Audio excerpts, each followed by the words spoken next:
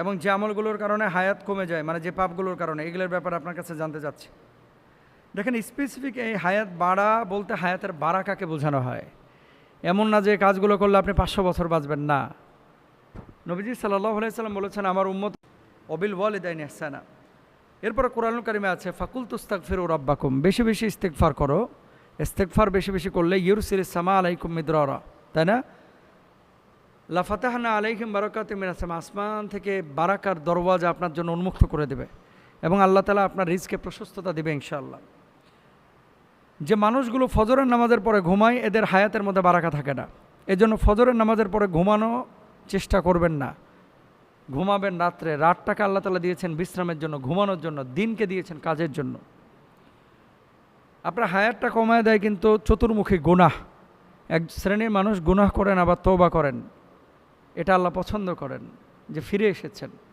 আর এক শ্রেণীর মানুষ কন্টিনিউয়াস গুনাহ করছেন, গুনাহকে গুনাহই মনে করেন না, এদের হায়াত কমে যায়।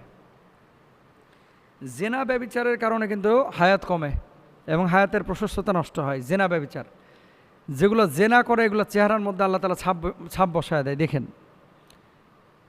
এই জেনা করবেন না, ব্যভিচার করবেন না, বিয়ে করে ফেলেন। মদ, মাদক, নেশা এগুলো যারা করে, কুল্লু মুস্কিরিন হারাম, এদের হায়াত কমে যায়। আত্মীয়তা সম্পর্ক ছিন্ন করলে হায়াত কমে যায়। জুলুম অন্যায় করলে মানুষের উপরে, এগুলো হায়াত কমায় দেয়।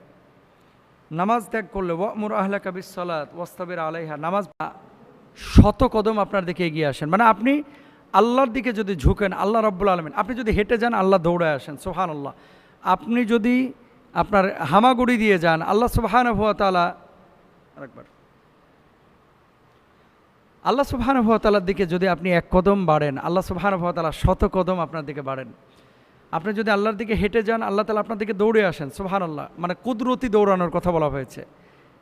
আল্লাহ সুবহানাহু ওয়া তাআলার রহমের আশায় যদি আপনি থাকেন, পৃথিবীর কোনো মানুষ কল্যাণ যদি করতে চায় আপনার, আল্লাহ না চাইলে জীবনও করতে পারবে না। সারা পৃথিবীর মানুষ একদিকে, আল্লাহ রাব্বুল আলামিন যদি না চান, কেউ আপনার কল্যাণও করতে পারবে না, অকল্যাণও করতে পারবে না।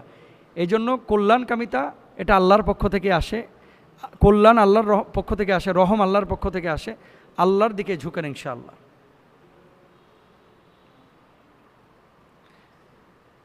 ষাট বছরের জিন্দেগির জন্য যদি আপনার সকাল থেকে সন্ধ্যা, সন্ধ্যা থেকে আবার ভোর এত পরিশ্রম হয়, যেই জীবনের শুরু আছে শেষ নাই, সেই জীবনের জন্য আপনার প্রস্তুতি কতটুকু বলেন?